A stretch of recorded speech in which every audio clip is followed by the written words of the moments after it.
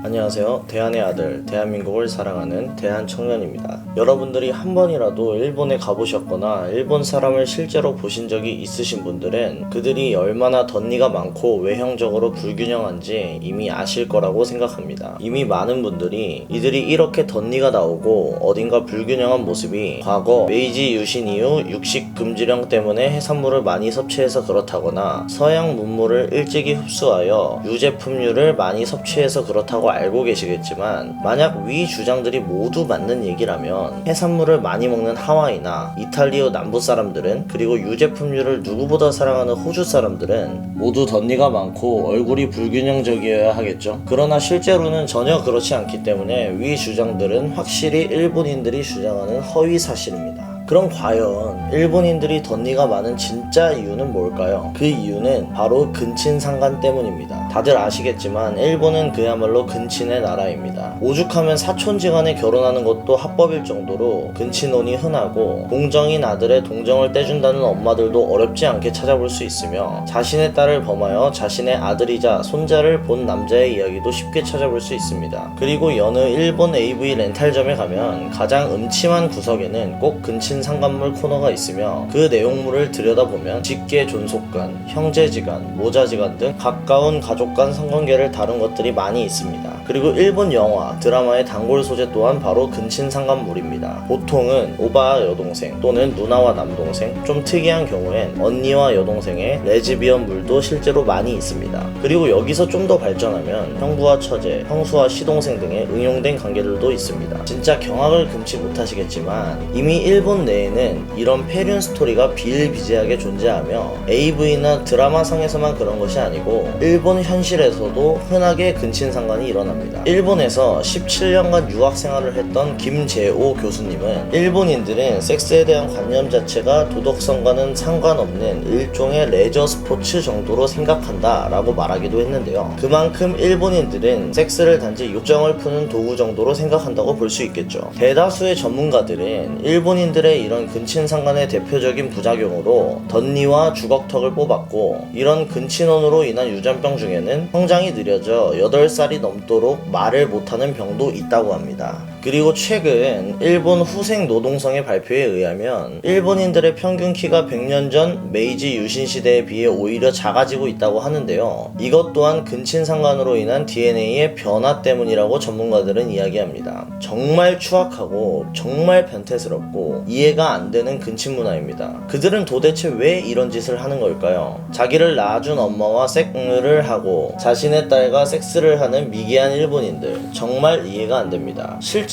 일본 건국 신화에 따르면 일본의 창조신이자 일본 천황가의 황조신 이자나기는 동생 이자나미와의 근친으로 일본 열도를 만들었다고 합니다. 무슨 개막장 애니메이션이나 동인 소설에 나오는 설정이 절대 아니고요. 엄연한 일본의 오피셜 건국 신화입니다. 그러니 다른 나라보다 근친에 대한 거부감이 적은 건지는 잘 모르겠습니다. 최근에는 일본에서 아예바라고 불리는 시술이 유행하고 있기도 하죠. 이 시술은 인공 치아를 영구적으로 실제 송곳니 위에 접착시켜서 덧니를 안 보이게 하는 시술인데, 그들 또한 본인들의 덧니가 본인 조상들의 근친상간에 의해 만들어졌다는 사실을 알고 나면 소름이 끼쳐하며 이런 시술을 하곤 한다고 합니다. 이렇게 일본인들조차 본인들의 미개한 DNA를 혐오해서일까요? 최근 일본의 한 국제 결혼업체 통계에 따르면 일본 여성들은 한국 남성과 결혼하고자 하는 비율이 가장 높다고 합니다. 그리고 그 이유는 한국 남자들의 훤칠한 키와 고른 치열 때문이죠. 이제는 일본 여자들도 아버지, 삼촌, 오빠와의 근친상간이 본인의 후대에 어떤 영향을 미치는지 알게 되었다는 증거겠죠. 제가 지난 영상에서도 일본 유명 개그맨의 성에 대한 말도 안 되는 미개한 발언을 다룬 적이 있었는데, 어쩌면 이런 일본인들의 미개한 본성 자체가 근친혼 문화에서 온 건지도 모르겠습니다.